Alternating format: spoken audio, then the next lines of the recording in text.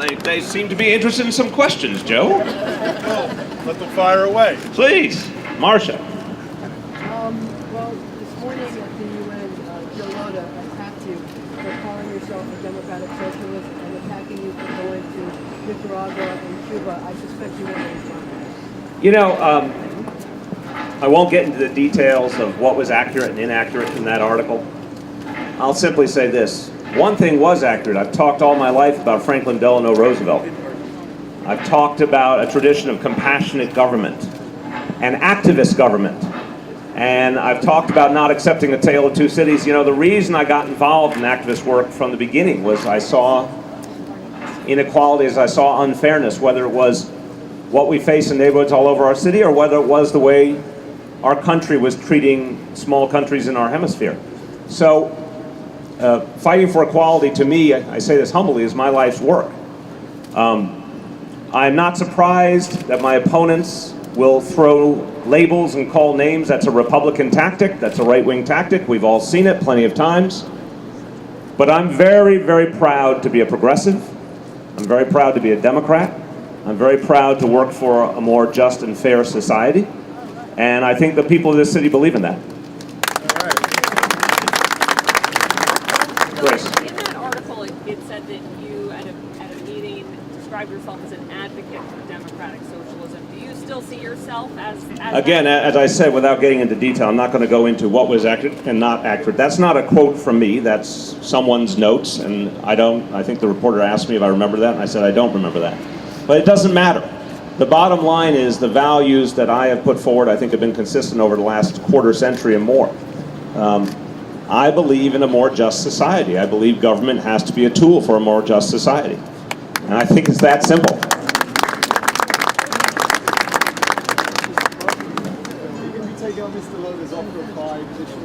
I've spoken to this before. Our teams are going to talk and figure out what's appropriate. I guarantee we will have a number of debates. Most importantly, the televised debates that all New Yorkers can see. You're going to see a lot of contrast between the candidates, but the teams have to work out the details. Yeah. Tell us your position on Cuba now. Sure. I think the Cuban embargo is wrong and has been wrong for a long, long time. I think it's standing in the way of creating an atmosphere of freedom, both economically and politically. I don't think it's helping move the relationship between the countries forward. So I think it's been counterproductive for a long time. Question for the congressman. You endorsed Christine Quinn in the primary. She finished a distant third. I know you said you know how to get out the vote, but why should an endorsement like this really matter if you backed Quinn and she didn't really come anywhere close to winning? Well, I think, as I said before, in terms of the type of election that Bill de Blasio ran, and the appeal that he made, maybe beyond the traditional reach of elected officials, of democratic activists, and I dare say newspapers and other established entities in the city that were behind Christine Quinn. That day has come and gone. I think now it's about getting out, as Bill had mentioned, the 6-to-1 advantage that we have, or maybe greater in the city. And that's what we will do in a unified way. Remember as well, not every Democrat was for Christine Quinn or for Bill de Blasio.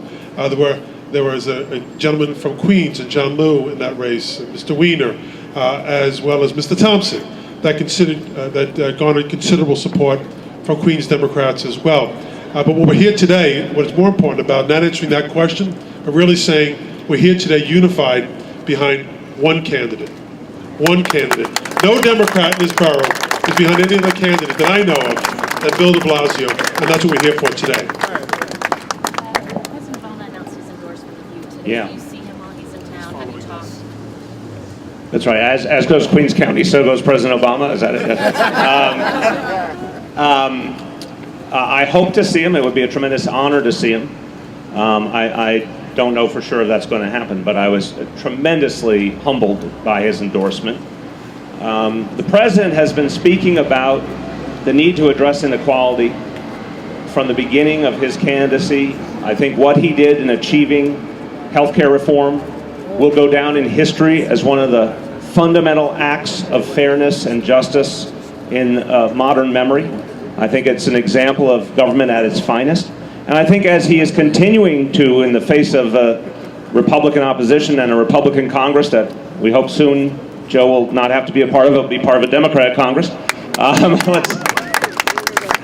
The president continues to articulate answers to the inequality. He continues to articulate a vision of the United States of America coming together in the name of it, equality and better economic opportunity, and he is stymied by the Republican Congress at every turn. So in whatever way I can, I look forward to supporting his efforts, but the endorsement is tremendously humbling, and I think also very important. I think many, many New Yorkers will be very, very much affected and will pay great attention to the president's choice. Sure, go ahead.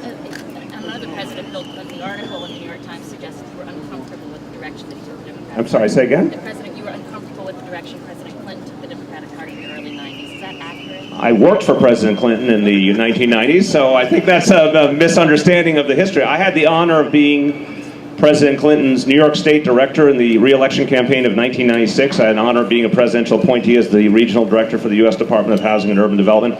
You know, as you may remember, I had the opportunity to, I think I worked for his wife at one point, didn't I?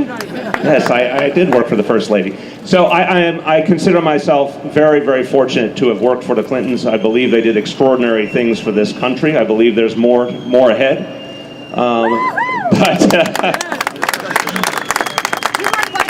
But I think the bottom line is I feel very good about what they did. I think in today's environment, we have a new set of challenges, and that's the kind of vision I've tried to put forward of how we have to foster equality in a country and a city that's becoming less and less fair and equal.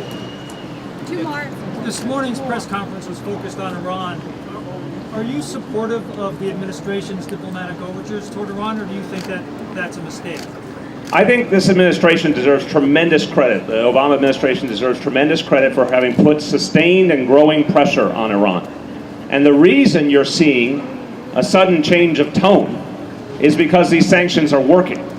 And, you know, for a while, and Joe knows a lot more about this than I do, but for a while, there was a certain porousness in the approach some of our allies took. But with American leadership over time, the sanctions became tighter and tighter. As you may know, I also spent some time on this issue working with civic organizations like United Against Nuclear Iran and Iran 180, because there's a civic piece to this too. We started something called the Iran Watch List, which focuses on getting Western companies to end their business dealings with the Iranian government. So that every little bit helps here, and I think the pressure mounted and mounted, and that's what led to this change of heart. But as we said in front of the UN earlier, all of us said, we'll only believe it when we see tangible results. We're not going to listen to words from the Iranian regime. We need to see tangible results. We need to see them renounce nuclear weapons and join the community of nations that are actually acting on a peaceful basis. Last question. Last question from the media. Media question. Last media question, last call. Wait, media question? Media. Marsha? Last question. I thought it was sort of interesting that, you know, as a mayoral candidate, you now have a foreign policy. How do you feel about that? You know, first of all, What's your position on Northern Ireland? Yeah, I support the Crowley plan. Look, I think it is, as you know, I spent 4 years working in the mayor's office. I'm very familiar with the fact that we are one of the centers of this world, and therefore a lot of issues come up in New York City that have international ramifications. But our focus is on the people in the neighborhoods of this city. And that's where we have a lot of work to do. So while it's true, it's important to have something to say on these issues, and I would dare say, particularly when it comes to the question of countries that might threaten the security of New Yorkers, and there is no greater sponsor of state sponsor of terror than Iran, and that worries me in terms of New York City, and obviously its threats to Israel worry me from the perspective of the city that is the closest to Israel of any on earth. But my singular focus will be on helping the people all over the city who are hurting right now and are looking for an opportunity to make ends meet in this city, and that's my job. Thank you, everyone.